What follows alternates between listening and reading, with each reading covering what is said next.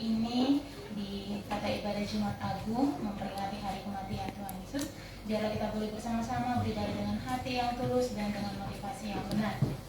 Sebelum kita memulai ibadah kita pada minggu ini, pada hari ini, jemaat Tuhan dipersilakan untuk mengambil sikap saat teduh.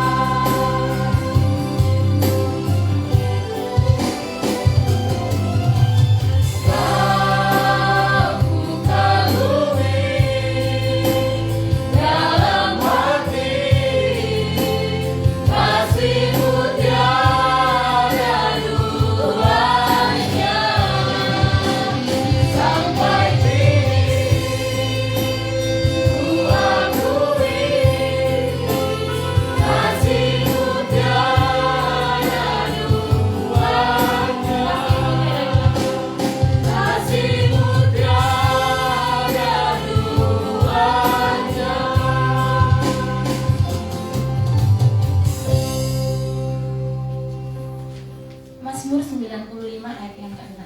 Masuklah, marilah kita sujud menyembah, berlutut di hadapan Tuhan yang menjadikan kita.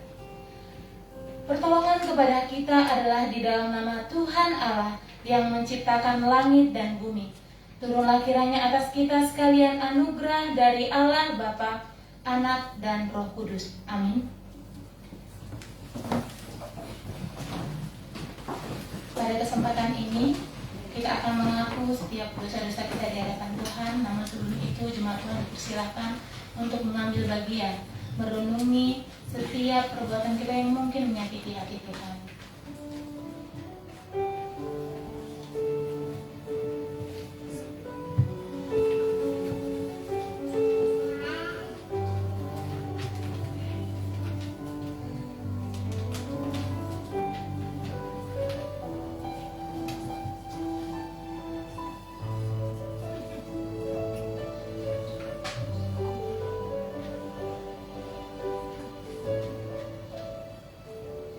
Mari kita bersama-sama.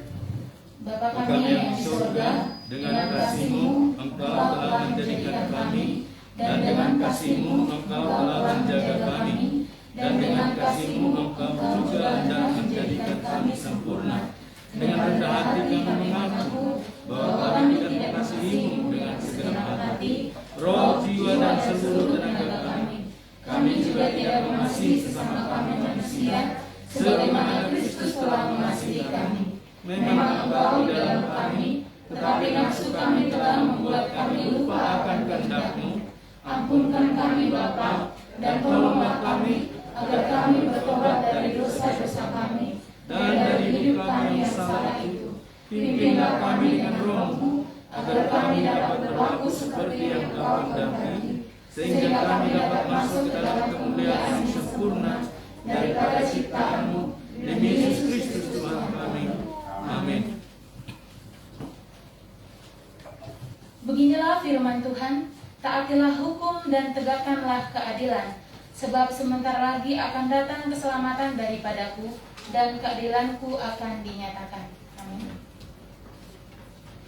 Kita kembali bernyanyi dengan lagu kita nomor 13.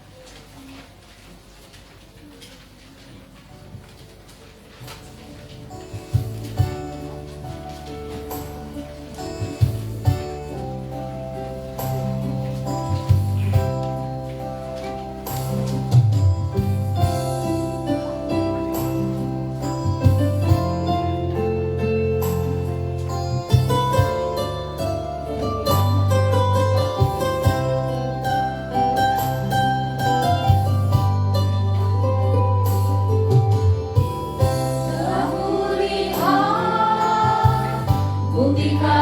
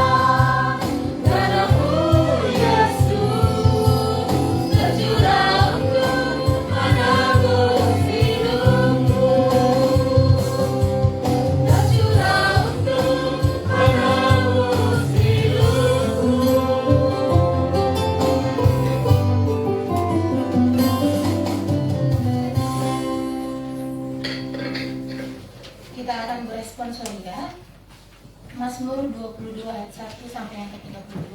Pada ayat yang pertama akan dimulai dari saya, ayat yang kedua jemaat Tuhan, dan pada ayat yang terakhir kita akan bersama-sama.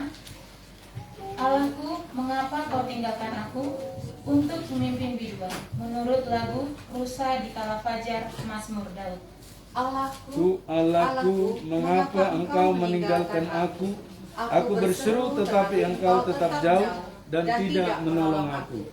Allahku, aku berseru-seru pada waktu siang, tetapi engkau tidak menjawab, dan pada waktu malam, tetapi tidak juga aku tenang. Padahal engkaulah yang kudus, yang bersemayam di atas puji-pujian orang Israel. Kepadamu nenek moyang kami percaya, mereka percaya dan engkau meluputkan mereka.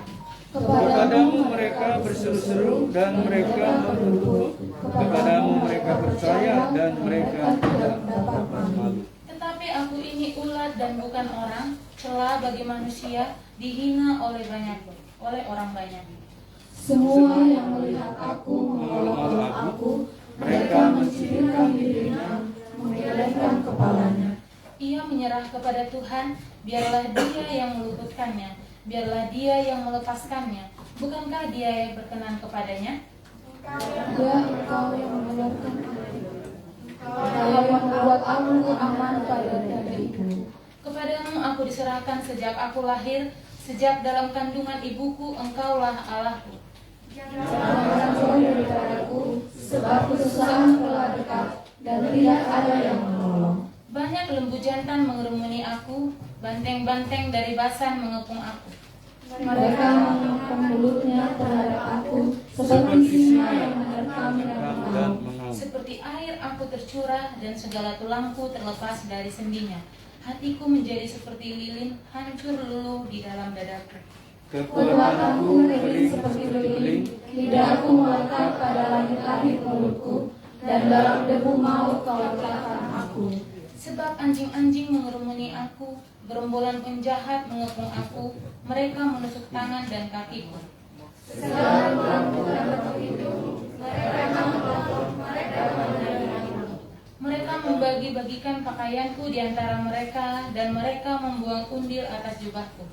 Tetapi engkau Tuhan, janganlah jauh, ya kekuatanku, segeralah menolong aku. Lepaskanlah aku dari pedang dan nyawaku dari cengkeraman anjing.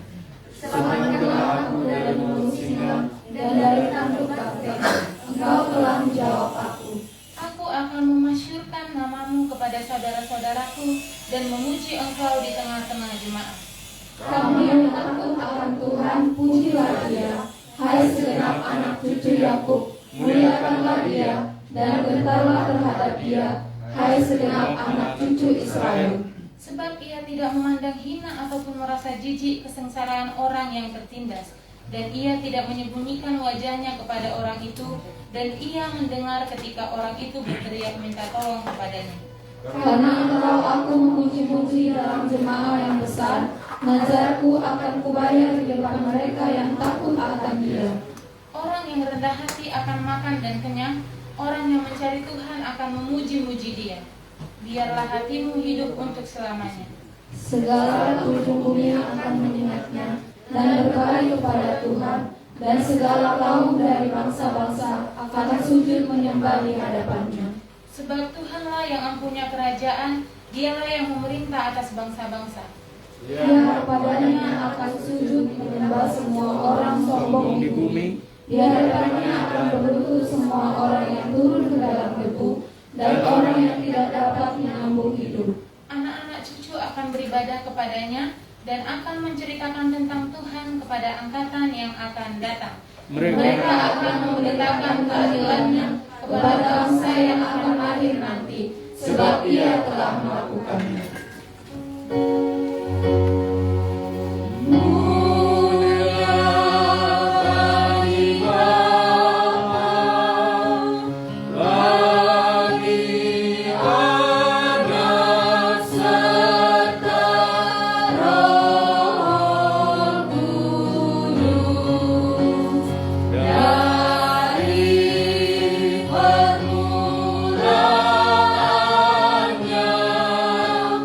Sekarang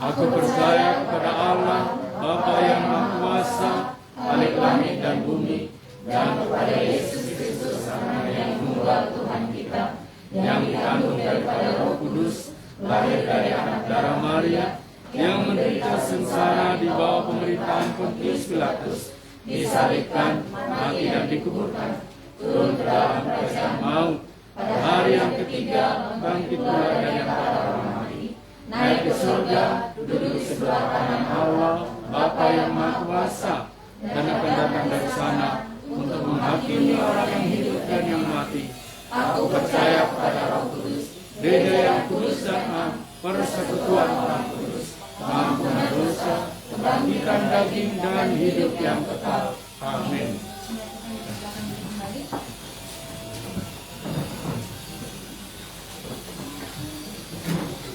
Epistel kita pada hari ini diambil dari Ibrani 10 ayat 16 sampai yang ke-25. Demikian firman Tuhan. Sebab setelah ia berfirman, inilah perjanjian yang akan kuadakan dengan mereka sesudah waktu itu. Ia berfirman pula, aku akan menaruh hukumku di dalam hati mereka dan menuliskannya dalam akal budi mereka. Dan aku tidak lagi mengingat dosa-dosa dan kesalahan mereka. Jadi apabila untuk semuanya itu ada pengampunan, tidak perlu lagi dipersembahkan korban karena dosa.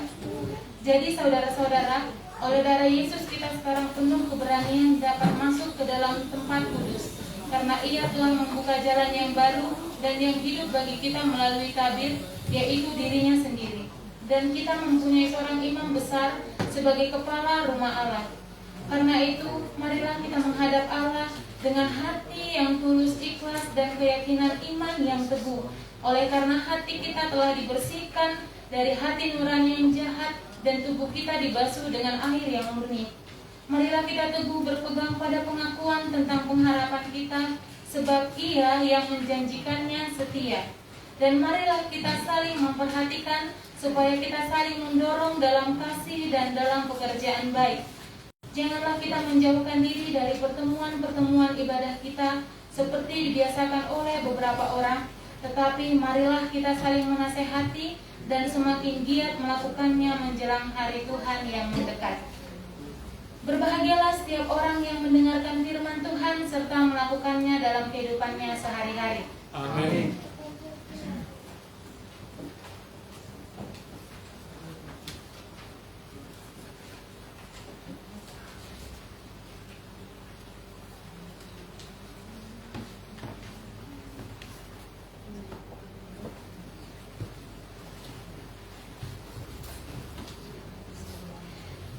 Kita dengarkan kesaksian pujian dari PWNI.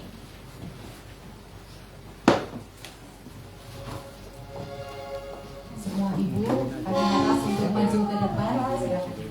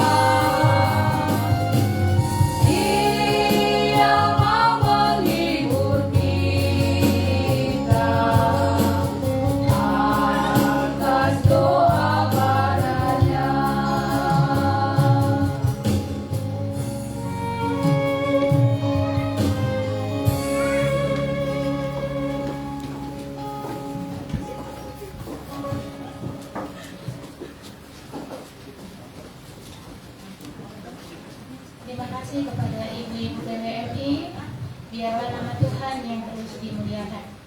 Sebelum kita mendengarkan kebenaran firman Tuhan pada hari ini, sebelumnya kita sama-sama bernyanyi Kasih Allahku sungguh telah terbukti, pujian nomor 7.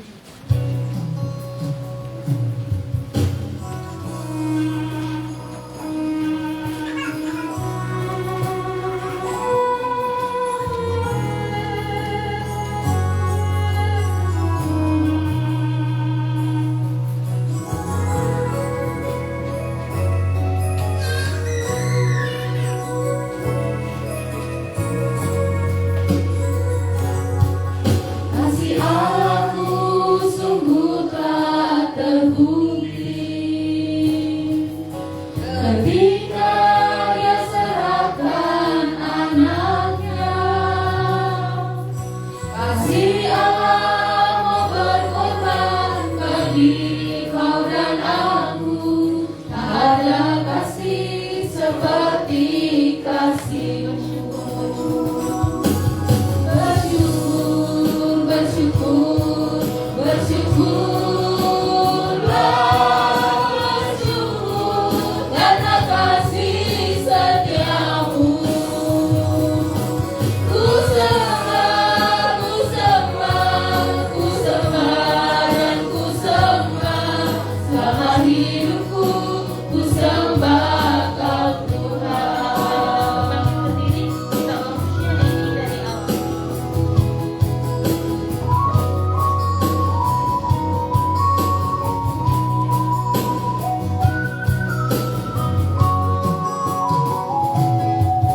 Kasih Allahku sungguh telah terbukti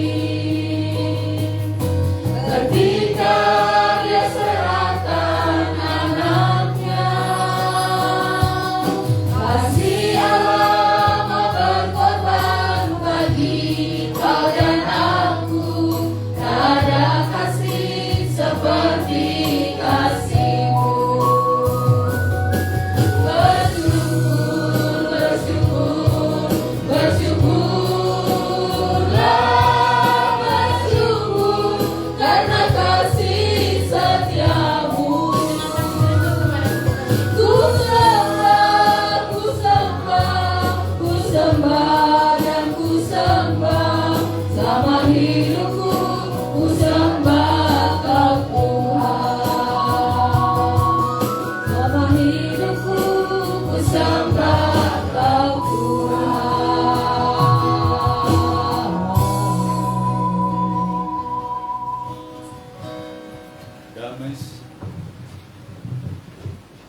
Damai sejahtera Allah yang melampaui segala akal dan pikiran kami manusia yang berdosa, yang telah ditebus oleh Tuhan di kayu salib dengan tuntas dan sempurna, yang kami rayakan pada Jumat hari ini. Dengan segala keberadaan kami ya Bapa dalam hirup pikuk dunia dan dalam perjuangan, kami terus memohon kuat kuasa daripada Tuhan memimpin kami agar semuanya dapat berjalan lancar ya Tuhan. Kami menyerahkan ke dalam tangan kuasa-Mu pemberitaan firman Tuhan ini. Tolonglah kami semua Bapa, dalam nama Yesus kami menyambut firman-Mu. Amin. Shalom Bapak Ibu, Saudara yang mengasihi Tuhan. Kita merayakan Jumat Agung di tahun 2022, di mana COVID sudah mereda, dan itu adalah anugerah kepada kita. Sebelum memulai khotbah ini, saya mengucapkan terima kasih atas nama jemaat kepada beberapa jemaat kita yang hari ini hadir dari berbagai tempat. Kami undang yang baru pertama hadir untuk boleh berdiri. Ya, boleh melihat ke jemaat. Ya, Bapak Ibu, silakan diperkenalkan. Mungkin Pak Sibarani Ya. Salam. Salam. Kami sebenarnya jemaat GKI Rantau. Kami pun berjumpa di sini di Rantau. Cuman dari sananya dari Sigumpal Metodis. Tapi karena di sini di Rantau kan cuma semacam pemainnya, itu segala gereja di sana semua di GKI. Belum ada gereja lain. Jadi kebetulan mungkin ada cek-cek di Medsos. Facebook. Ya. Nah, jadi terbacanya ibu tangga, akhirnya di Banjarmasin katanya ada Metodis. Ya memang antara Rantau dengan Banjarmasin lumayan jauh, tapi kita Iya. kita kalau dari sini ke sana itu ya 3,5 jam lah. Cuman kebetulan kita ada rumah di Banjarbaru, kadang-kadang kita di Banjarbaru. Jadi kebetulan di Banjarbaru. Jadi ya kebetulan kakak juga Metodis dari Siantar. Amin. Ya mengajak ke Metodis. Ya puji Tuhan bisa kita hari ini bergabung kebaktian di Metodis Banjarmasin ini. Mudah-mudahan Metodis ini makin banyak umatnya. Amin. Nah, agar tetap kita berdoa supaya tetap maju terus Metodis Banjarmasin. Amin. Dan terima kasih. Terima kasih. Ya. Silakan duduk. Wah, perkenalan nama katanya. Oh iya. Ya, silakan. Nama saya Natal Sibarani. Pekerjaannya udah ini, udah pensiunan tahun 2016. Jadi berumur sekarang jalan 64 tahun. Tapi masih sehat ya, emang ya? Puji Tuhan. Masih kelihatan muda. Jadi istri Boru Simangunsong. Ya. Ini anak nomor 2, anak nomor 3. Nomor yang pertama kebetulan bergereja di Betel di Pekauman. Nah, sudah berkeluarga. Nah, ini menantu kakak. Nah, ini cucunya yang dua ini. Itu aja dulu. Terima kasih. Baik, terima kasih.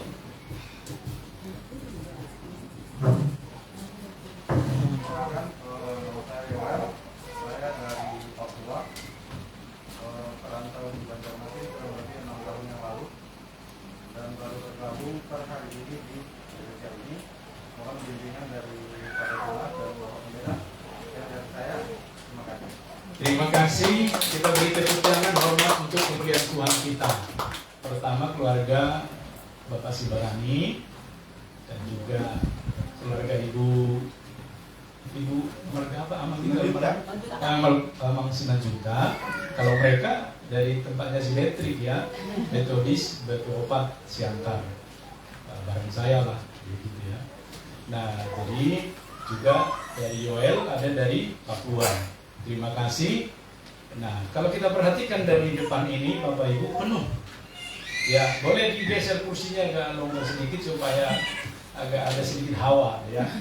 Ya, jadi itu kita berdoa dengan makin bertambah penuh semua tempat duduk agar nanti kita benahi hasilnya dan seterusnya supaya didengar pengurus ya. Nah, seperti itu. Jadi puji Tuhan ini seperti gereja mula-mula ya dekat. Makanya nanti jangan buru-buru pulang karena kita akan berbuka puasa bersama ya. Walaupun tidak puasa tidak apa-apa, nanti kita berbuka makan bersama. Lalu setelah itu kita akan menikmati ibadah renungan suci detik-detik ketika Tuhan kita Yesus kita mengenang Tuhan Yesus detik-detik dia menyerahkan dirinya ya dalam kematian. Oleh karena itu Bapak Ibu Saudaraku, kiranya kita bersukacita di ibadah Jumat Agung yang on-site ini perdana juga setelah Covid mereda ya, bersama dengan gereja-gereja di seluruh dunia kita merayakannya. Baiklah Bapak Ibu, demikian perkenalan kita. Nanti boleh sambil berkenalan pada waktu kita makan ya, berkenalan satu dengan yang lain sebagai satu keluarga ya. Gereja itu keluarga ya. Kita membuka satu bagian firman Tuhan yang diberikan kepada kita sesuai dengan Almanak yaitu dari Injil Yohanes pasal 18 ayat 38b sampai dengan 19 ayat 30 ya. Saya akan membaca semuanya walaupun panjang agar kita dapat menghayati ya bagian dari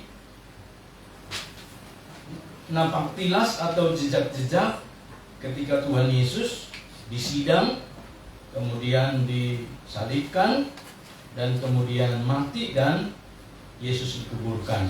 Ya, saya akan membaca firman Tuhan ini. Demikian. Yohanes 18 ayat 38b sampai 19 ayat 30. Sesudah mengatakan demikian, keluarlah Pilatus lagi mendapatkan orang-orang Yahudi dan berkata kepada mereka, "Aku tidak mendapati kesalahan apapun padanya. Tetapi pada kamu ada kebiasaan bahwa pada Paskah aku membebaskan seorang bagimu. Maukah kamu supaya aku membebaskan raja orang Yahudi bagimu?" Mereka berteriak pula, "Jangan dia, melainkan Barabas." Barabas adalah seorang penyamun. Pasal 19.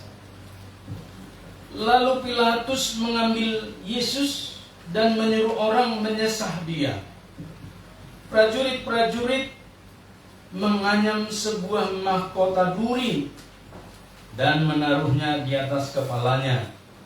Mereka memakaikan dia jubah ungu, dan sambil maju ke depan mereka berkata, "Salam hai Raja orang Yahudi." Lalu mereka menampar mukanya. Pilatus keluar lagi dan berkata kepada mereka, "Lihatlah, aku membawa dia keluar kepada kamu supaya kamu tahu bahwa aku tidak mendapati kesalahan apapun padanya." Lalu Yesus keluar bermahkota duri dan berjubah ungu. Maka kata Pilatus kepada mereka, "Lihatlah ia, lihatlah manusia itu." Ketika imam-imam kepala dan penjaga-penjaga itu melihat dia, berteriaklah mereka, "Salibkan dia, salibkan, salibkan dia," kata Pilatus kepada mereka. "Ambil dia dan salibkan dia, sebab aku tidak mendapati kesalahan apapun padanya." Jawab orang Yahudi itu kepadanya, "Kami mempunyai hukum dan menurut hukum itu ia harus mati, sebab ia menganggap dirinya sebagai anak Allah." Ketika Pilatus mendengar perkataan itu, bertambah takutlah ia. Lalu ia masuk pula ke dalam gedung pengadilan dan berkata kepada Yesus, "Dari manakah asalmu?" Tetapi Yesus tidak memberi jawab kepadanya. Maka kata Pilatus kepadanya, "Tidakkah engkau mau bicara dengan aku?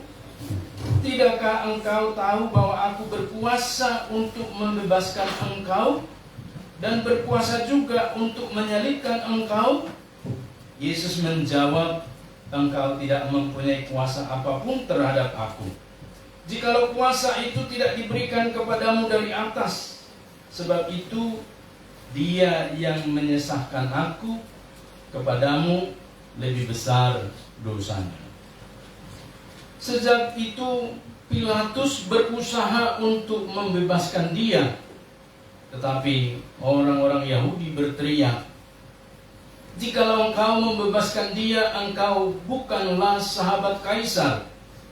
Setiap orang yang menganggap dirinya sebagai raja, ia melawan Kaisar."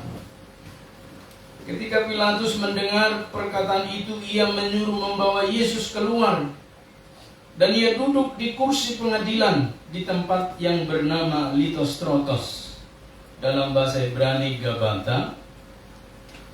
Hari itu ialah hari persiapan Paskah, kira-kira jam 12. Kata Pilatus kepada orang-orang Yahudi itu, "Inilah rajamu." Maka berteriaklah mereka, "Enyahlah dia, enyahkan dia, salibkan dia." Kata Pilatus kepada mereka, "Haruskah aku menyalibkan rajamu?" Jawab imam-imam kepala, "Kami tidak mempunyai raja selain daripada Kaisar." Akhirnya Pilatus menyerahkan Yesus kepada mereka untuk disalibkan. Sedemikian jauh pembacaan firman Tuhan ini, Bapak Ibu, saudaraku yang mengasihi Tuhan.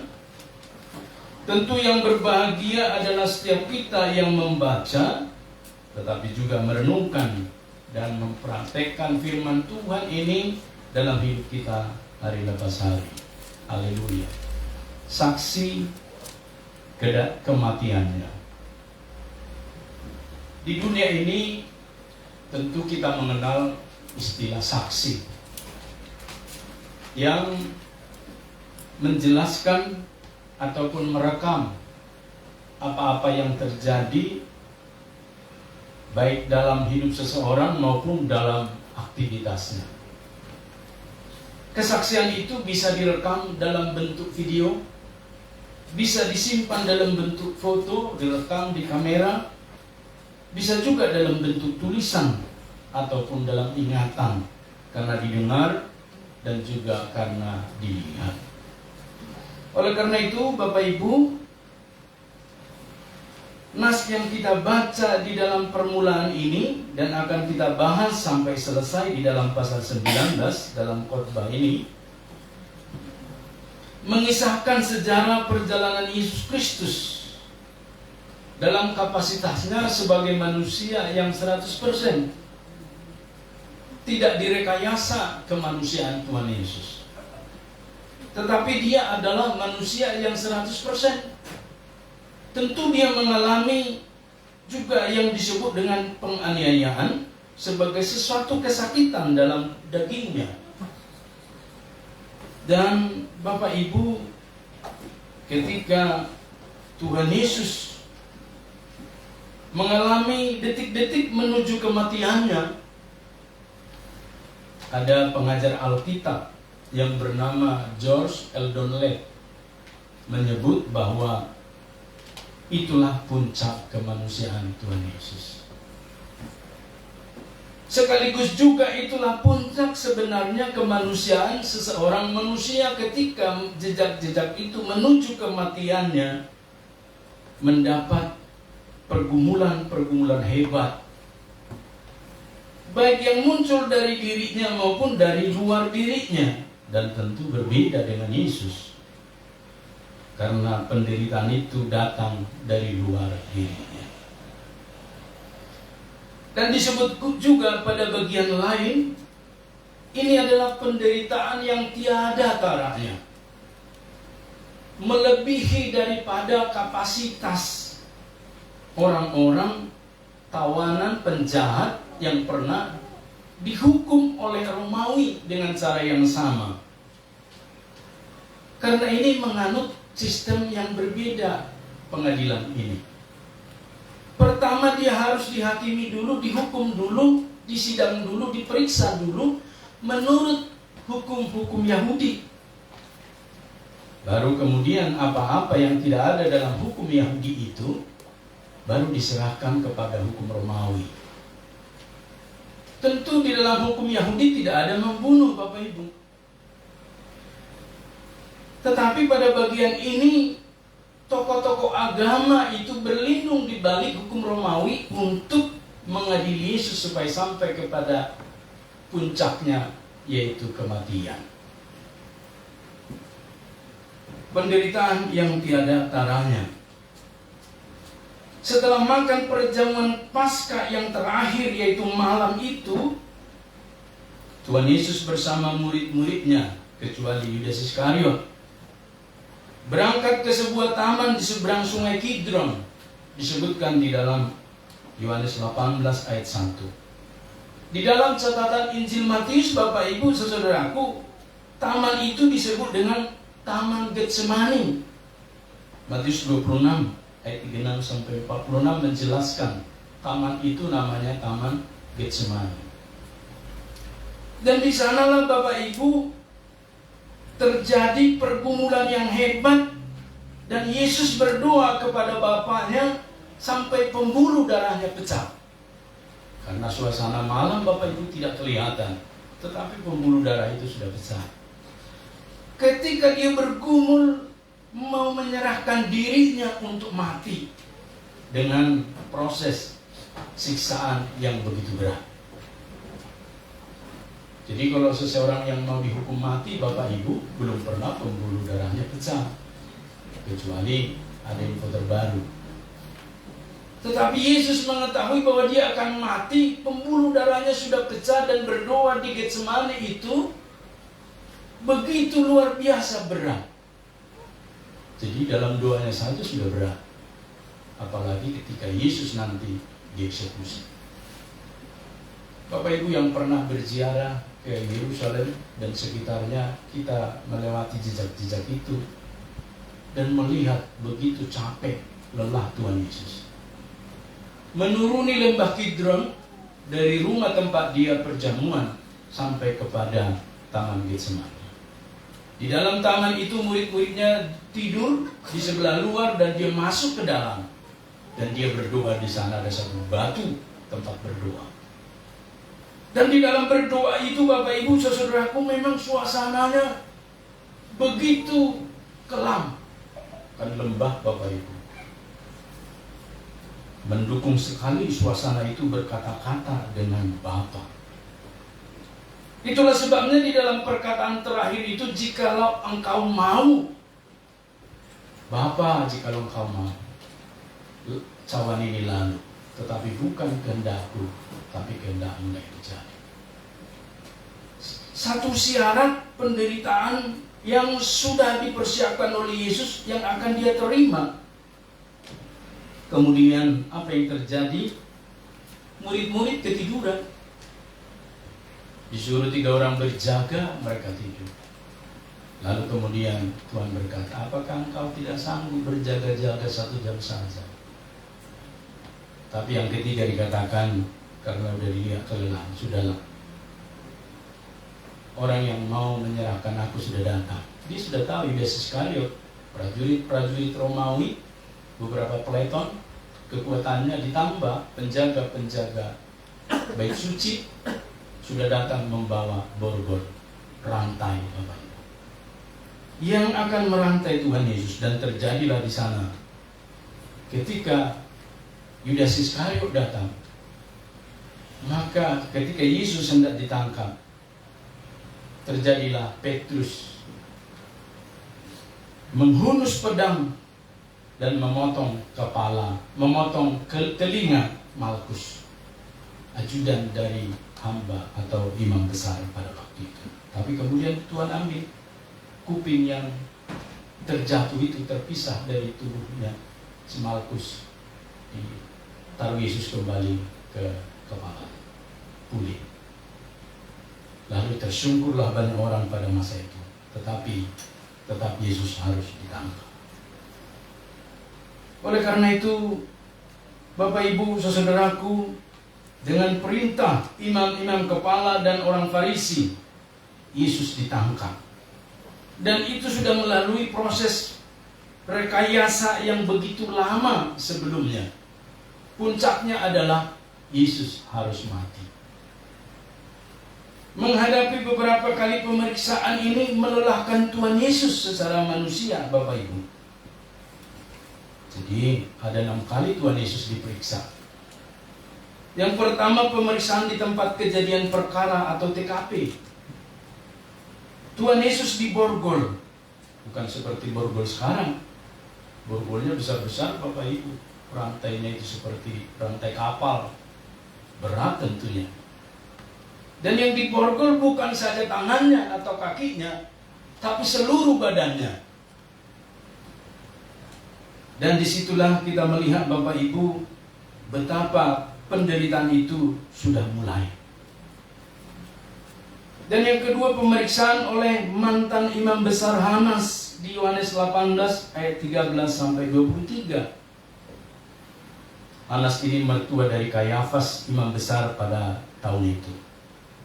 Bertanya kepada Yesus Kristus tentang murid-murid dan ajarannya, dan Tuhan menjawab lugas. tanailah mereka yang pernah mendengar ajaranku.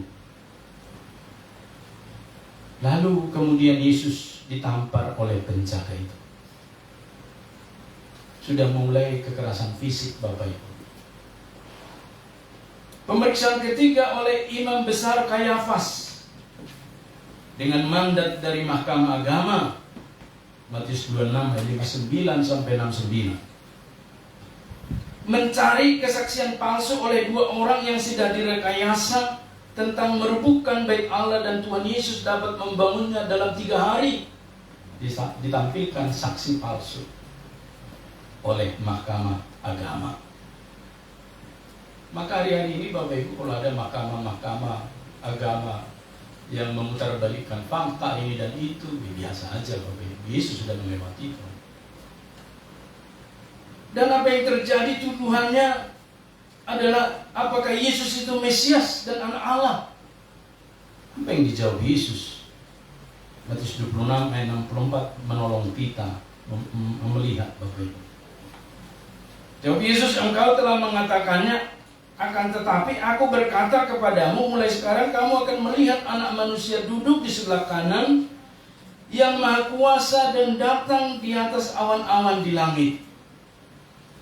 Yesus menjelaskan kepada mereka tentang kedatangannya sebagai anak manusia. Nah, Kayafas sebagai imam kepala mengoyakkan pakaiannya dan menuduh Yesus menghujat Allah. Menista. Ini penistaan agama juga, Bapak. Sehingga diputuskan Yesus harus dihukum mati. Lalu Tuhan Yesus menerima penderitaan. Penderitaan yang terjadi di pemeriksaan yang ketiga ini, Bapak Ibu, Yesus diludahi, Yesus ditinju dan dipukul, diludahi, ditinju dan dipukul. Matius 26 ayat 67 dan 68. Dan kita melihat Bapak Ibu tidak berhenti sampai pemeriksaan ketiga. Pada waktu itu tidak ada lembaga bantuan hukum LBH yang akan menemani. Dan yang keempat, pemeriksaan yang pertama oleh gubernur Romawi, yaitu Pilatus, Pontius Pilatus. Lukas 23 ayat 1 sampai 6. Apa disebut di sana? Tidak menemukan kesalahan pada Yesus. Dan pemeriksaan kelima oleh Raja Herodes yang pada waktu itu sedang di Yerusalem merayakan Paskah, karena didengar Yesus dari Galilea. Lukas 23 menceritakan itu, Bapak Ibu. Bertanya banyak hal, tetapi Yesus tidak menjawab satupun dari pertanyaan itu. Sehingga Herodes dan pasukannya mengolok-olok Tuhan Yesus. Tidak dijelaskan dalam firman Tuhan ini olok-oloknya seperti apa. Tetapi yang jelas, sebagai seorang raja, Herodes memberikan jubah ungu yang dia miliki dikenakan Yesus. Satu bentuk penghinaan, olok-olok, Bapak Ibu. Dan setelah selesai, dia kembali dibawa kepada gubernur Pilatus. Pontius Pilatus guna menghadapi pemeriksaan yang kedua yang dicatat dalam Injil Lukas 23 ayat 13-25. Dan menarik Bapak Ibu, nats yang kita baca tadi, Yohanes 18:38b sampai dengan 19 ayat 16, menjelaskan tentang pemeriksaan kedua ini. Jadi yang kita baca tadi adalah pemeriksaan kedua oleh gubernur Romawi, yaitu Pontius Pilatus. Dan dari 6 kali pemeriksaan itu, Bapak Ibu, maka kita dapat melihat kelelahan. Sebab maraton persidangan itu, pemeriksaan itu dilakukan. Dan pada malam itu yang terakhir sekali Yesus minum anggur dan makan roti. Dan tidak ada disebut di dalam Alkitab, tetapi malam itu dia ditaruh di ruang bawah tanah Kayafas di Yerusalem. Dan kemudian diambil dan pagi-pagi dibawa kembali untuk disidang. Dalam pemeriksaan kedua ini oleh gubernur Pilatus, Bapak Ibu, kita menemukan bahwa Tidak ada satupun disebutkan di sana kesalahan yang dia dapati dari Yesus dan layak untuk dihukum mati. Tidak dia temukan sebagai kepala pemerintahan Romawi, tetapi sebagai kepala pemerintahan sipil. Pada waktu itu Pilatus menunjukkan kekuatannya sebagai perwakilan pemerintahan Romawi dengan memberikan hukuman pengganti. Bapak Ibu, kalau kita menonton film The Passion of the Christ, sebenarnya pada waktu Tuhan Yesus itu dicambuki itu sesat, hukuman sesat, hukuman pengganti, yang dengan peristiwa itu diharapkan imam-imam kepala, orang-orang Farisi, ahli-ahli Taurat, orang banyak yang menyerukan dia disalibkan, mengendur semangatnya untuk membunuh dan menginginkan kematian Yesus. Jadi perhatikan Bapak Ibu, kehilafan itu, kesalahan itu menjadi bagian yang harus ditanggung oleh Tuhan Yesus. Pilatus menunjukkan kekuatannya sebagai perwakilan pemerintahan Romawi dengan memberikan hukuman pengganti, yaitu menyesak Tuhan Yesus. Dalam Injil Yohanes 19 ayat 1 disebutkan dengan sangat jelas. Di dalam ayat 2 sampai dengan ayat 6 yang kita baca tadi, Bapak Ibu, saudaraku, itulah proses prajurit menyesak Tuhan Yesus sampai melampaui batas-batas yang seharusnya dia terima. Ada hitung-hitungannya Bapak Ibu. Dan ada hitung-hitungan jenis cambuk itu. Tapi semua ternyata hukuman itu telah diterima Tuhan Yesus. Termasuk 5 jenis cambukan itu telah diterima, yang seharusnya tidak Bapak Ibu. Karena disesah saja, berarti cukup dicambuk dengan kategori pertama dan kedua. Cambuk yang kelima itu Bapak Ibu, ada mata cambuknya. Maka ketika dagingnya dicambuk, terkelupas, terkoreklah daging-daging otot-otot Tuhan Yesus, sehingga menimbulkan keregangan otot yang sangat dalam, yang dalam ilmu medis disebutkan jikalau disentuh daging dalam kondisi begitu, pasti kesakitannya seperti ditimpa beberapa puluh ton, saking sakitnya Bapak Ibu. Dalam kondisi seperti itu, ketika sudah disesah Bapak Ibu, hukuman pengganti inilah yang menjadi bumerang. Sebab antara perintah sesat berubah menjadi hukuman mematikan oleh para algojo penyesat. Dalam sistem kemiliteran Romawi, ada yang tukang cambuk, ada yang tukang algojo Bapak Ibu, mengeksekusi hukuman yang seharusnya disesat. Cambuk pertama dan kedua itu cambuk biasa. Cambuk ketiga, keempat, kelima itu mematikan. Tapi ternyata Yesus tidak mati Bapak Ibu. Maka waktu diseret, dibawa ke depan persidangan, inilah manusia, kata Kayafas, kata Pilatus Bapak Ibu. Tetapi reaksi orang banyak itu tidak bermurah hati, tetap menyebut Yesus harus mati. Ketika upaya hukuman pengganti tidak tercapai dan Pontius Pilatus gagal membebaskan Yesus Kristus, maka dia cuci tangan atas kematiannya. Matius 27 ayat 24 mencatat Pilatus cuci tangan. Dia melakukan 2 kali pelanggaran.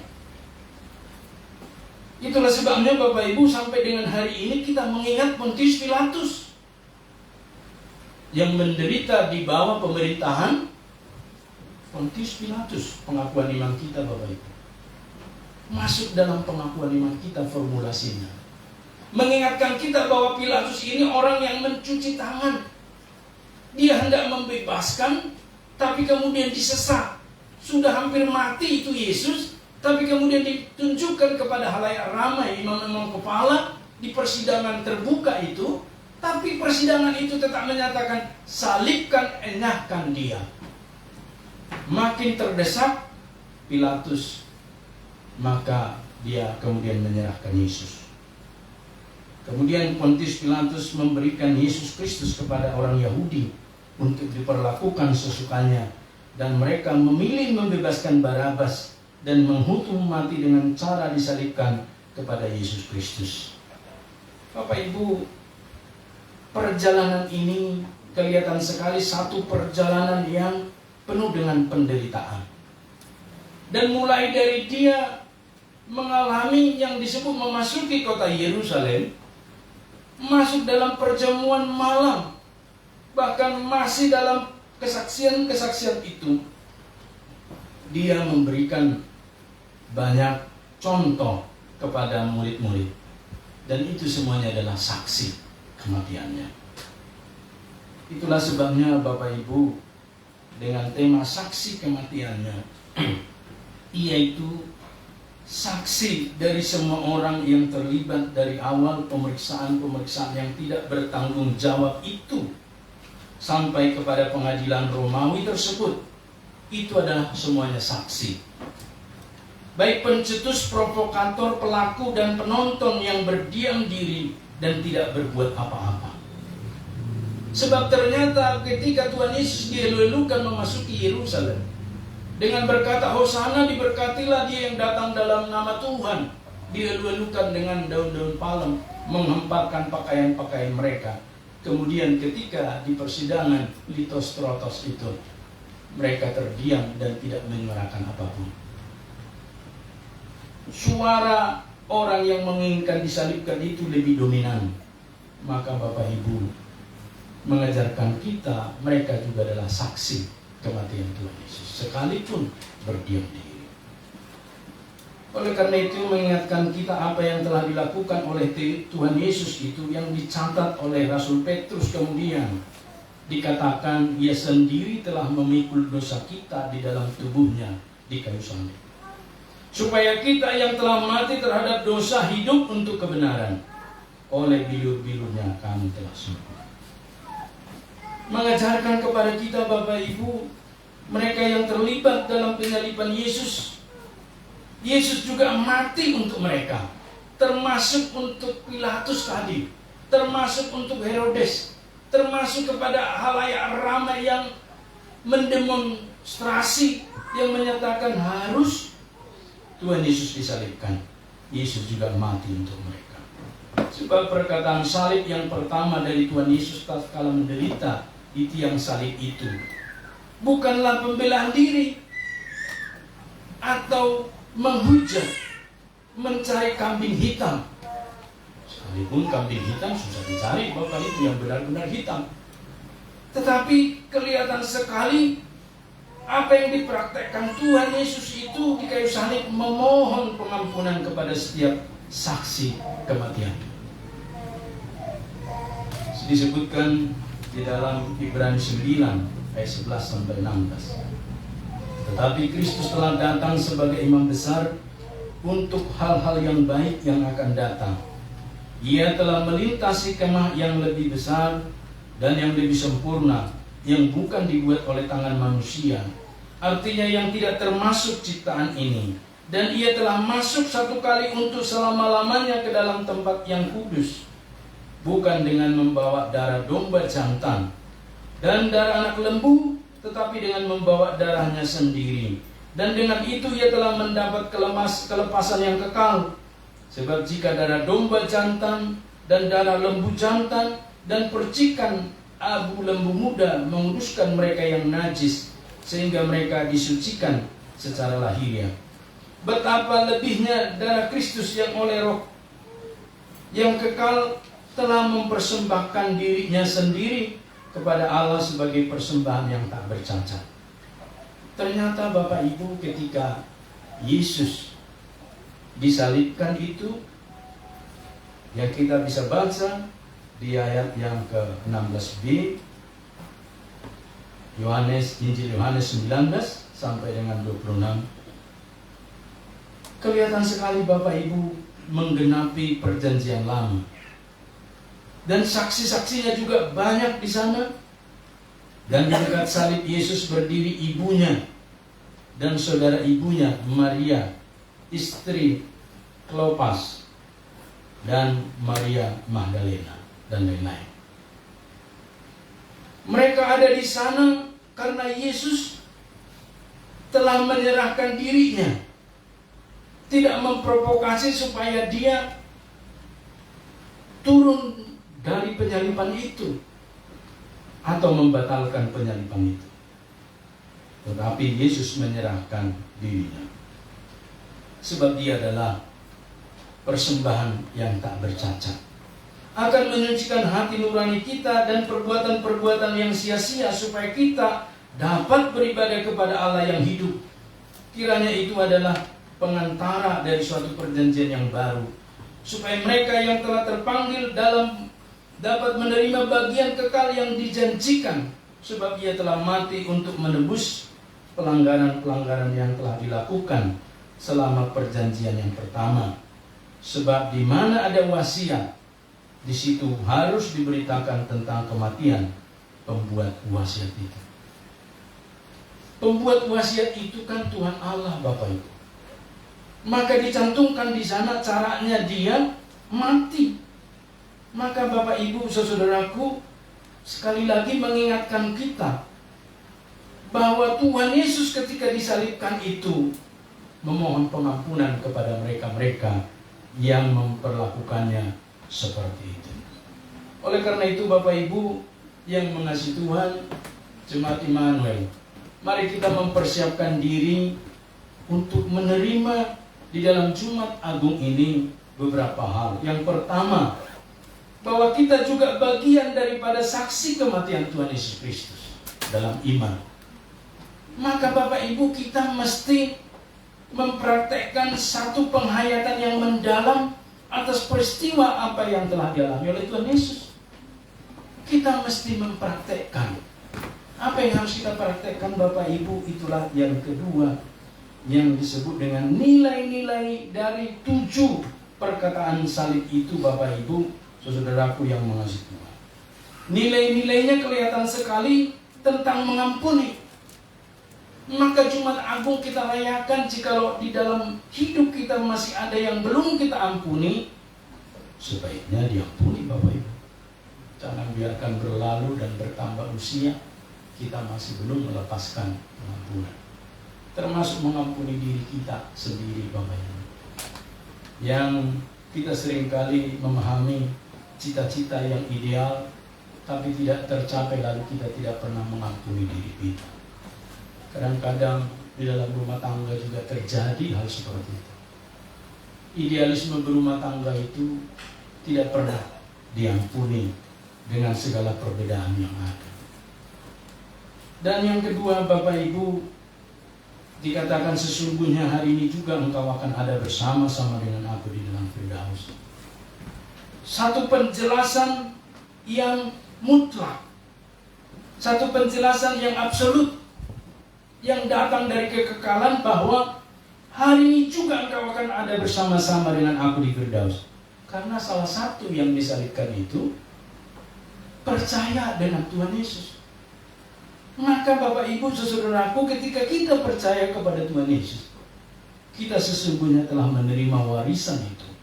Kita telah berada di sana secara hukum, di jurenya. Tapi secara de facto, faktanya kita masih berada di dunia untuk mengerjakan keselamatan kita. Tetapi di sana sudah punya tempat. Itulah sebabnya ketika orang percaya meninggal, dia nggak mencari tempat lagi, atau di awang-awang, atau melayang-layang, atau mengganggu orang-orang lain, menjadi pocong dan seterusnya. Tetapi dia sudah mempunyai tempat bersama dengan Bapa. Hari ini jikalau kita masih ragu-ragu, kita boleh meyakini satu ketetapan Tuhan Yesus ini, bahwa Dia memberikan kepastian keselamatan kepada mereka, kepada orang yang disalibkan bersama dengan Dia. Padahal orang itu nggak dibaptis loh. Sekali lagi, iman itu yang lebih utama daripada perbedaan baptisan itu. Yang ketiga disebutkan, inilah anakmu, inilah ibumu. Dari salib itu Tuhan memberikan pendelegasian tentang kasih sejati. Ketika dikatakan kepada Yohanes, inilah anakmu, ibumu, inilah anakmu kepada ibunya, tidak berarti itu dilahirkan secara kedagingan, tetap secara biologi, tetapi dilahirkan baru oleh Roh Kudus. Mari hari ini Bapak Ibu saudaraku, kita memandang satu dengan yang lain oleh lahir baru Roh Kudus Bapak Ibu. Saya tidak mempunyai kesulitan bergaul dengan bangsa apapun, suku apapun, sebab saya dilahirbarukan oleh Kristus. Maka ketika saya bertemu dengan orang-orang yang bukan sesuku saya, santai aja. Roh Kudus membuat persamaan. Amin Bapak Ibu. Jadi Tuhan mengajarkan kepada kita dari perkataan salib itu. Yohanes, kebetulan ada Yohanes di sini. Ya, mengingat kita juga. Kan yang bernama Yohanes jangan nanti di rutan Salemba ya. Tapi Yohanes adalah menjadi saksi Kristus. Ini adalah ibumu. Ibu, ini anakmu. Lalu kemudian dalam perjalanan walaupun tidak dicatat di dalam Alkitab, mereka mempraktekkan hubungan yang disebut dengan keluarga. Maka hari ini ketika disebut mari kita satu keluarga dalam Yesus sedunia, mari kita semua satu keluarga dalam metodis sedunia. Misalnya, mari kita semua satu keluarga di gereja ini. Kan tidak dari ibu yang sama, tapi bisa mempraktekkan. Ya. Yang orang tua ibu kita, yang anak-anak adik kita, yang ini saudara kita, mari saling membangun. Dan Bapak Ibu, ketika Tuhan mengatakan yang keempat, Eli, Eli lama sabachthani. Tuhan, Tuhan, kenapa engkau meninggalkan aku? Ada kalanya Bapak Ibu kita mengalami satu kesulitan di sana Bapak Ibu. Tetapi tidak berarti Tuhan meninggalkan kita. Untuk membuat kita supaya menjadi lebih dewasa dengan melewati berbagai tantangan itu. Dan ketika Tuhan berkata aku haus, itu bukan berarti sebenarnya dia haus, tetapi Tuhan mau menunjukkan kepada kita satu bagian haus dia untuk dekat dengan Tuhan, mengajarkan kita supaya juga dekat dengan Tuhan. Dan yang terakhir dikatakan keenam sudah selesai. Apa yang selesai Bapak Ibu? Dia telah melakukan dengan tepat apa yang menjadi ketetapan Tuhan di kekekalan. Dan yang terakhir, ketika disebutkan ya Bapa ke dalam tanganmu kuserahkan nyawaku, artinya Bapak Ibu, dia menyerahkan nyawa kepada Tuhan. Nyawa kita bukan milik kita Bapak Ibu. Maka tidak ada tempat untuk bunuh diri dalam ajaran Tuhan Yesus. Karena kita tidak berkuasa dengan nyawa kita. Karena itu milik Tuhan. Ketika diberikan kepada kita pada waktu datang ke dunia, maka segala yang kita miliki, nyawa kita, kita serahkan kepada Tuhan. Dan itulah yang memberikan kita satu pengajaran dari pengajaran Tuhan Yesus ini pada Jumat Agung ini, sehingga kita dapat mengalami kebangkitan, kemenangan, kekuatan, dan pengharapan yang terus-menerus. Kiranya Tuhan menolong kita dan mempersiapkan kita untuk menerima sakramen perjamuan kudus. Sebab ini mengingatkan kita atas apa yang telah dilakukan oleh Tuhan. Perbuatlah ini mengingat akan aku. Jadi tidak sekedar Bapak Ibu, perjamuan itu bagian daripada tradisi Yahudi. Tapi perjamuan itu disebutkan di sana mengingat akan aku. Mari kita mempersiapkan diri Bapak Ibu, saudaraku, kita mengingat atas apa yang telah dilakukan Tuhan kepada kita semua. Mari kita bersatu.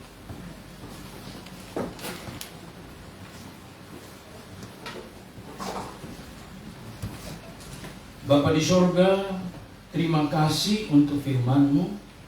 Dan sebentar kami akan menerima sakramen perjamuan kudus yang telah Engkau tetapkan Engkau menopang menolong kami menerimanya Bapa. Dalam nama Yesus kami berdoa mengucap syukur. Amin. Pada kaki salib.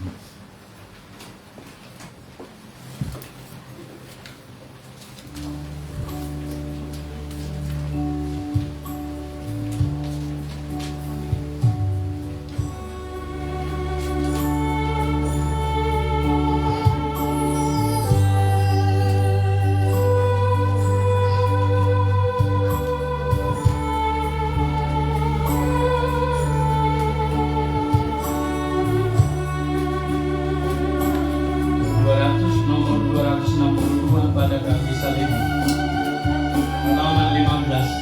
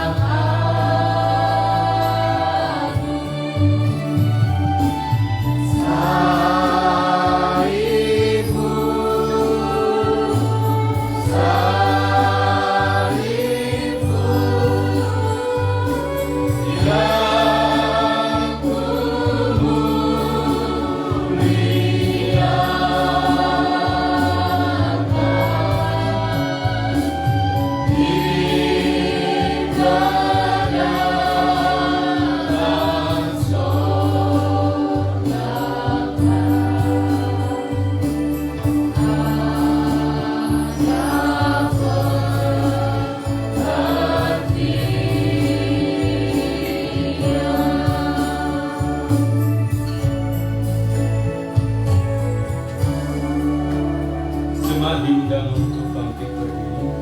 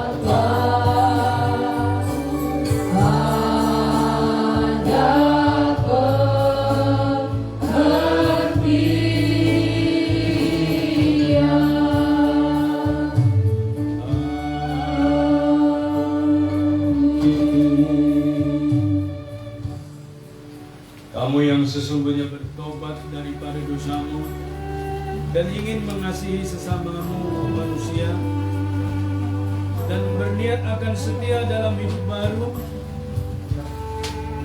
serta menurut hukum-hukum Allah dan hendak berjalan dari sekarang ini pada jalannya yang suci. Marilah dengan iman terimalah perjamuan kudus ini untuk menghiburkan hatimu. Berlututlah dengan rendah hati dan mengakui dosa-dosamu di hadapan Allah yang Maha Kuasa. Mari kita berlutut atau duduk.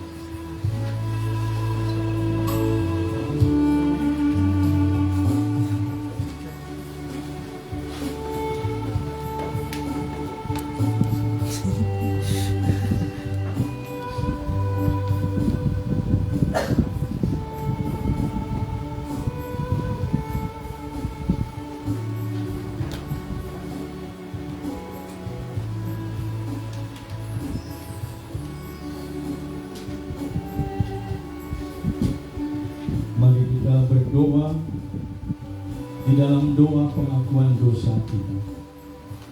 Allah yang Maha Kuasa, Bapa Tuhan kami Yesus Kristus, yang menjadikan semesta alam, hakim segala manusia, dengan sedih hati kami mengakui akan banyaknya dosa dan kejahatan yang selalu kami perbuat dalam pikiran, perkataan dan tingkah laku kami, sehingga tidak sesuai dengan kebenaran firman-Mu. Hati kami sangat sedih dan menyesal mengingat kesalahan itu, dan dengan sungguh-sungguh kami bertobat. Kasihanilah kami ya Bapa yang penuh kasih, ampunilah kami, tolonglah kami dari saat ini, agar kami dapat melayani-Mu dan berkenan kepada-Mu dalam pembaruan hidup, menghormati dan memuliakan nama-Mu demi Tuhan Yesus Kristus Tuhan kami. Amin. Kita berdoa. Allah yang Maha Kuasa, Bapa kami yang di sorga, karena besar kasih-Mu, Engkau sudah menjanjikan pengampunan dosa kepada semua orang yang kembali kepadamu dengan pertobatan dan iman yang benar. Kasihani, ampuni dan lepaskanlah kami dari segala dosa kami, teguhkan dan kuatkanlah kami di dalam segala kebaikan, dan bawalah kami kepada hidup yang kekal demi Yesus Kristus Tuhan kami. Amin. Dengarkanlah apa yang dikatakan firman Tuhan dalam Alkitab bagi mereka yang merendahkan hatinya dan bertobat. Jikalau seorang berbuat dosa, maka kita ada seorang juru syafaat kepada Bapa, yaitu Yesus Kristus. Yesus Kristus menjadi kurban pendamaian karena dosa-dosa kita. Angkatlah hatimu, Kami mengangkat hati kami kepada Tuhan. biarlah kita berterima kasih kepada Tuhan. Memang selayaknya kita berbuat demikian. Memang selayaknya benar dan wajib bagi kami pada setiap saat dan pada setiap tempat mengucap syukur kepadamu ya Tuhan, Bapa kami yang kudus, yang Maha Kuasa, Allah yang kekal. Sebab itu beserta malaikat-malaikat dan bala tentara surga kami puji dan besarkan nama-Mu dan selalu memuji Tuhan serta berkata, Kudus, kudus, kudus, Allah Tuhan serta sekalian Allah, penuhlah surga dan bumi dengan kemuliaan-Mu. Bagi-Mu ya Tuhan yang Maha Tinggi segala puji, hormat dan kemuliaan. Amin. Kita berdoa sekali lagi. Allah yang Maha Kuasa, Bapa kami yang di surga, karena kasih-Mu yang besar memberikan anak-Mu yang tunggal, yaitu Yesus Kristus, yang sudah menderita kematian di atas kayu salib untuk penebusan kami, oleh persembahannya yang sempurna dan sekali untuk selama-lamanya sudah membuat kurban penuh dan sempurna dan cukup bagi penebusan dosa-dosa seluruh dunia bagi orang yang percaya kepadanya. Dan yang menentukan dalam Injilnya yang kudus sudah memerintahkan kami melanjutkan peringatan ini atas kematiannya yang mulia. Oleh karena itu dengarlah kami ya Bapa yang penuh kasih. Dengan rendah hati kami memohon kepadamu dan tolonglah supaya kami yang menerima roti dan anggur ini, menurut peraturan anak-Mu Juru Selamat kami Yesus Kristus, dalam mengingat akan kematian dan kesengsaraannya juga mengambil bagian dari zat keilahiannya dengan pertolongan Dia yang pada malam Ia diserahkan diambilnya roti.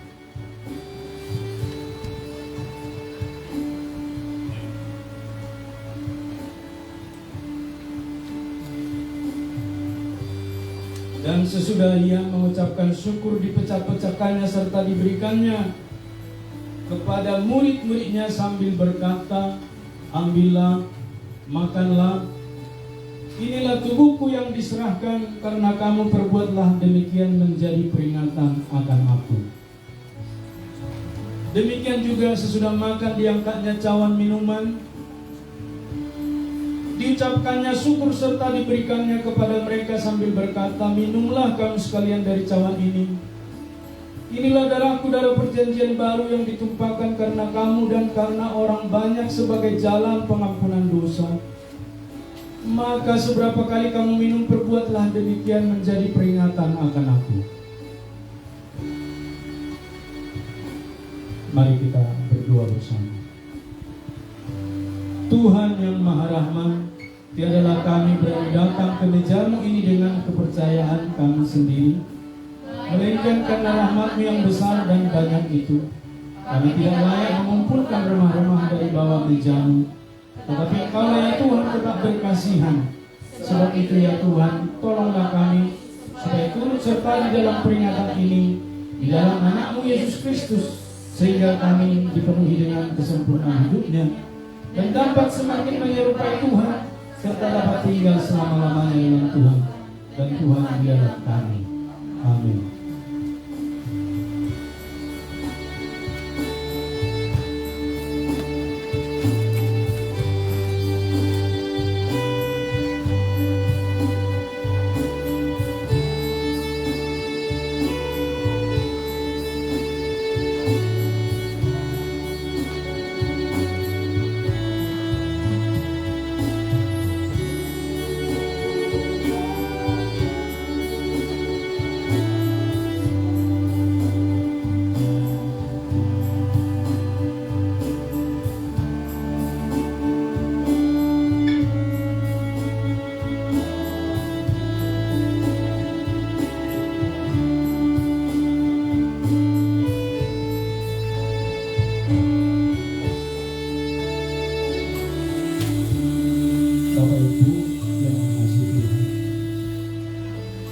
Meja Tuhan telah tersedia untuk kita. Tuhan mengundang kita satu hidangan dengan Dia. Bagi kita yang sudah suci ataupun sudah baptis dewasa. Pun demikian Bapak Ibu, jikalau ada yang belum baptis dewasa atau suci, tapi hari ini dia mengaku Yesus sebagai Tuhan Juru Selamatnya dan merindukan lawatan Tuhan atas hidupnya, boleh menerima. Gereja Metodis boleh memberikan. Kami undang yang akan menerima. Silakan bangkit berdiri.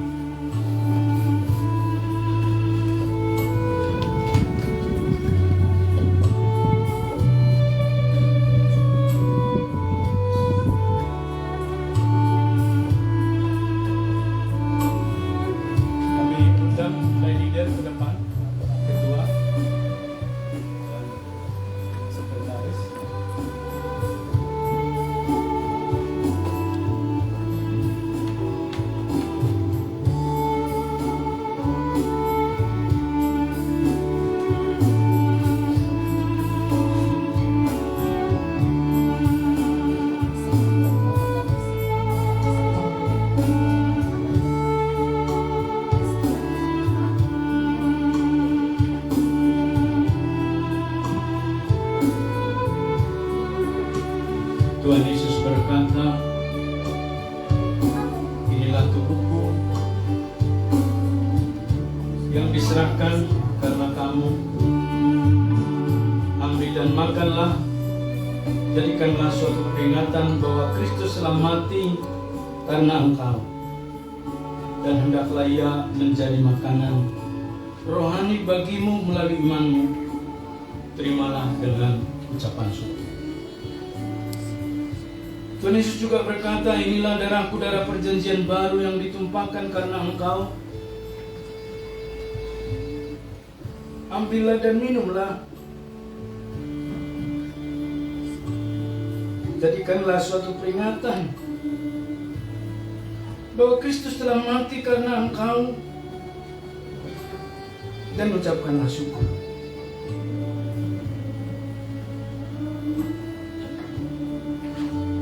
Tuhan Yesus berkata, inilah tubuhku yang diserahkan karena kamu.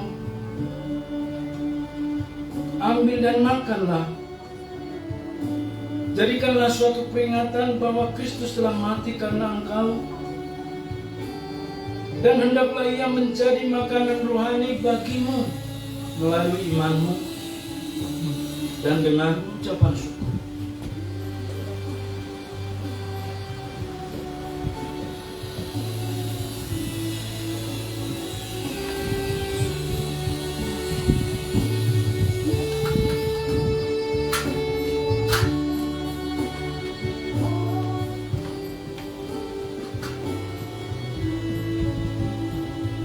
Mari Bapak Ibu, saudaraku yang mengasihi Tuhan, ini momen yang berbeda dari setiap bulan kita menerima perjamuan kudus. Mari kita koreksi diri kita Bapak Ibu,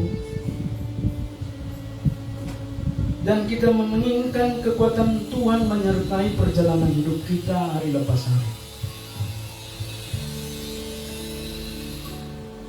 Angkatlah roti kita. Tuhan Yesus berkata, inilah tubuhku yang diserahkan karena kamu. Ambil dan makanlah. Jadikanlah suatu peringatan bahwa Kristus telah mati karena engkau, dan hendaklah ia menjadi makanan rohani bagimu melalui imanmu, dan dengan ucapan syukur makanlah.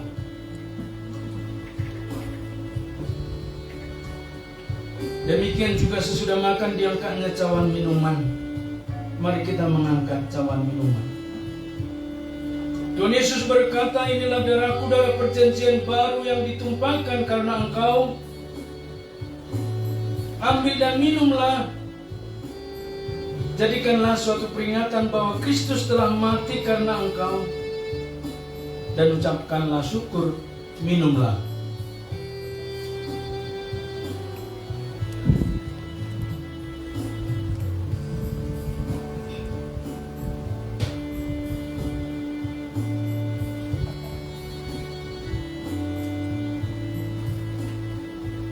Kita berdoa bersama. Ya Tuhan Bapa kami yang di sorga, hamba-hambamu yang hina ini memerlukan kerelaan-Mu sebagai Bapa kami untuk menerima persembahan puji-pujian dan syukur kami. Dengan rendah hati kami memohon kepadamu supaya kami dan seluruh gereja-Mu dapat dianugerahkan pengampunan atas dosa-dosa kami dan seluruh kebajikan yang lain dari kesengsaraannya, demi pengorbanan dan kematian Anak-Mu Yesus Kristus, yang darahnya tercurah. Di sini ya Tuhan, kami mempersembahkan dan menyerahkan diri kami sendiri, tubuh dan jiwa kami kepadamu, menjadi satu kurban yang patut, suci, kita ikut.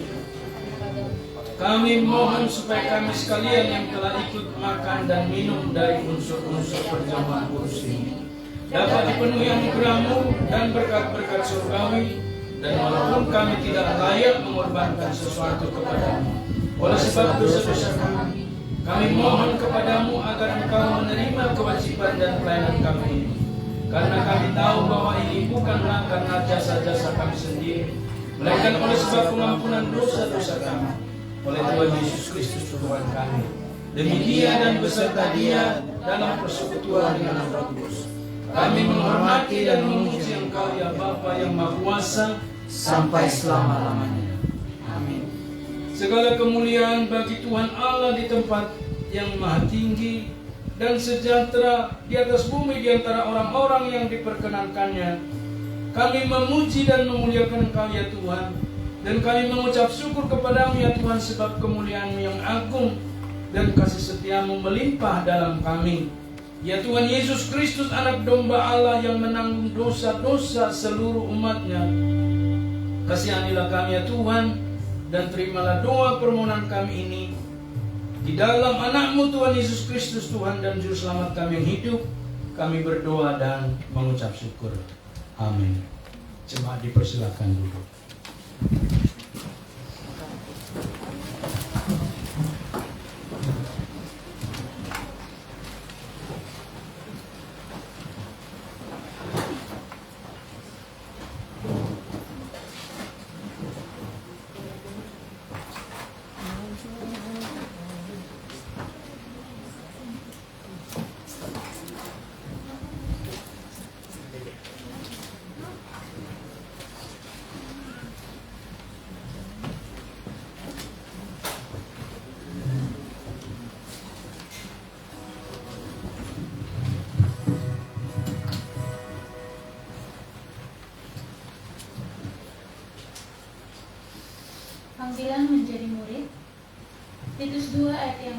14, yang telah menyerahkan dirinya bagi kita untuk membebaskan kita dari segala kejahatan dan untuk menguduskan kita bagi dirinya suatu umat kepunyaannya sendiri yang rajin berbuat baik. 1 Korintus 15 ayat yang ke-58. Karena itu saudara-saudaraku yang kekasih, berdirilah teguh, jangan goyah, dan giatlah selalu dalam pekerjaan Tuhan. Sebab kamu tahu bahwa dalam persekutuan dengan Tuhan jeripayamu tidak sia-sia. Sebelum kita mengumpulkan persembahan kita, mari kita bersama-sama mendengarkan kesaksian pujian dari Arun dan kawan-kawan.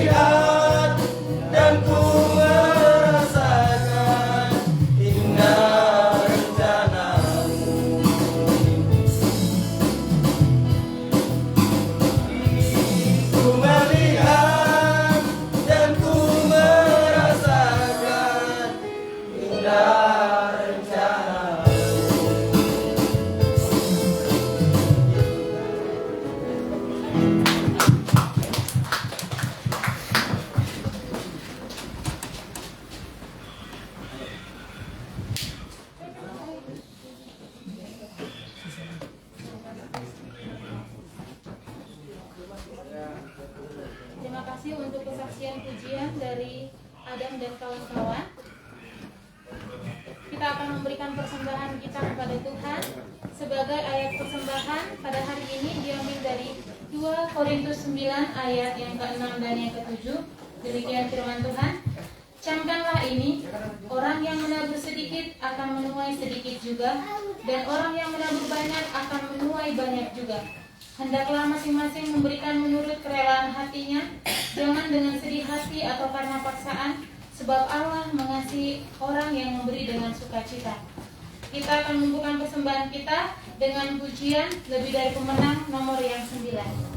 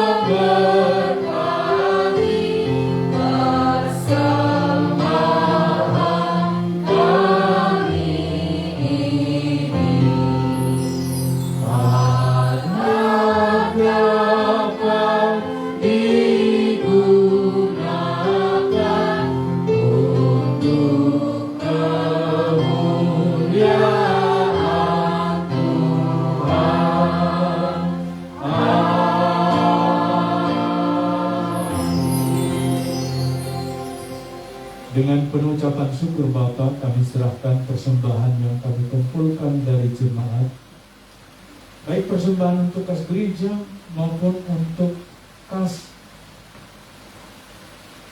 hamba Tuhan pensiun di Geni wilayah 2, agar terpelihara hidup hamba-Mu ya Tuhan, pendeta guru Injil yang telah pensiun. Kami ambil bagian untuk mereka ya Tuhan. Engkau memberkati dan menolong, sehingga persembahan kami ini menjadi alat di tangan-Mu yang Tuhan pakai secara luar biasa. Kami juga menyerahkan setiap kami yang mempersembahkan, berkati dalam hidup kami, dalam keluarga, dalam pekerjaan, dan dalam aktivitas kami. Dan terutama berikanlah kami Bapa kesehatan. Kami bersyukur karena Tuhan telah menyeberangkan kami dari wabah yang melanda dunia COVID-19. Dan Engkau menopang kami sampai dengan hari ini. Kami serahkan ke dalam tangan kuasa dan pemeliharaan-Mu ya Tuhan, hidup kami yang adalah anugerah ini. Kami serahkan sukacita kami merayakan Jumat Agung ini, yang sebentar juga kami akan rayakan dengan berbuka puasa bersama, sebagai bentuk kekeluargaan kami di Geni Immanuel Banjarmasin. Dan juga Engkau memberkati kami untuk mempersiapkan renungan suci, ibadah, mengingat detik-detik kematian-Mu ya Tuhan. Juga kami menyerahkan dalam tangan kuasa-Mu untuk sore ini tim advance dari Panitia Paskah Retret yang akan berangkat ke Tambak di Banjarbaru. Tolonglah Bapa supaya lancar perjalanan mereka dan segala yang dipersiapkan untuk retret Paskah pada besok, sehingga dapat kami nikmati kebersamaan ini sebagai satu keluarga. Dan berkati juga tempat yang telah kami pilih. Kuduskan Bapa sebagai tempat bagi kami untuk merayakannya bersukacita bersama keluarga. Bagi yang sudah mempersiapkan diri dengan mendaftar, berkati. Yang belum mendaftar juga tolonglah mereka Bapa, supaya turut serta di dalam kebersamaan ini. Untuk kami merayakan Paskah subuh di sana, mengingat apa yang telah Engkau praktekkan, yaitu mengalahkan maut. Kami menjadi saksi juga ya Tuhan. Demikian dengan kebaktian Paskah siang ya Tuhan, kami terus doakan Tuhan memberkati semua persiapan-persiapan kami. Segala yang berkaitan dengan pelayanan ini Tuhan berkati. Bapa di surga, berkatilah secara khusus saudara kami, untuk Bapak Cibarani yang secara khusus beribadah bersama dengan kami. Berkatilah kesehatannya, ibu, anak-anak, cucu, dan keluarga besar mereka, serta Ibu Simanjuntak yang dari Siantar. Kami serahkan dalam tangan kuasa-Mu. Tuhan berkatilah mereka bersukacita. Dan kami terus berdoa buat setiap jemaat yang baru, Tuhan memberkati. Dan kami serahkan visi misi Geni Immanuel Banjarmasin ini ke dalam tangan kuasa-Mu. Tuhan Engkau memberkati, menolong dalam pertumbuhannya, termasuk pengadaan lahan gereja yang kami rindukan. Berkati panitia yang sudah dibentuk. Berkati terus menerus menjadi saluran berkat. Kami teringat bangsa dan negara kami, berkati Tuhan.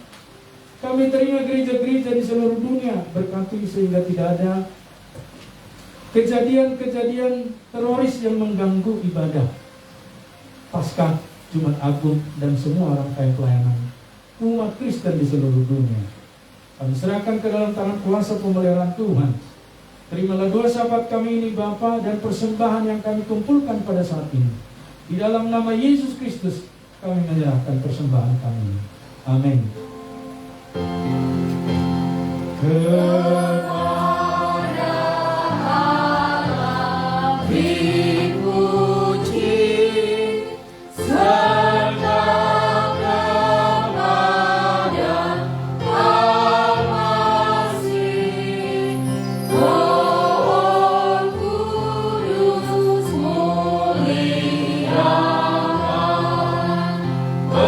Berkuasa dan berkasih.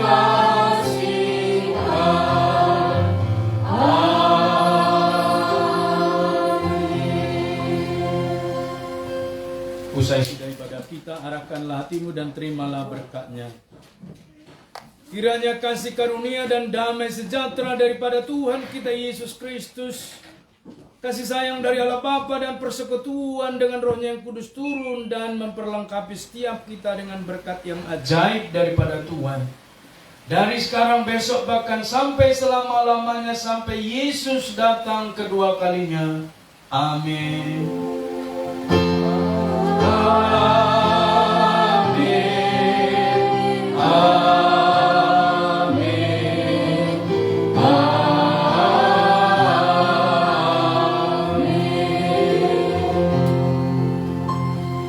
Silakan duduk. Kami serahkan ke panitia Paskah. Apakah ada pengumuman?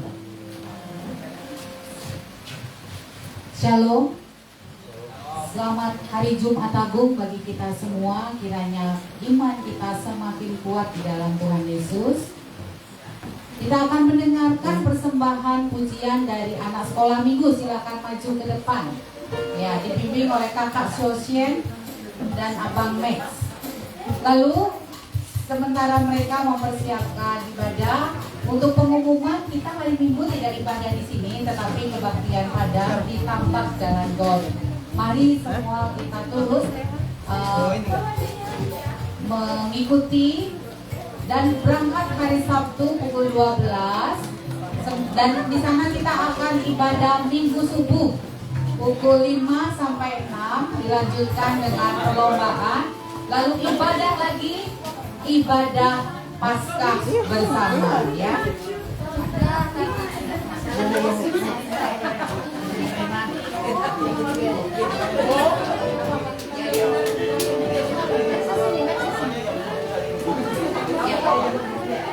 Bagi pemuda-pemudi jam 9 kumpul di gereja hari Sabtu besok, ya. Sementara seksi konsumsi menyiapkan Ibu Sufitri dan koordinator konsumsi bersama timnya mempersiapkan. Yang lain tepuk tangan dulu untuk seorang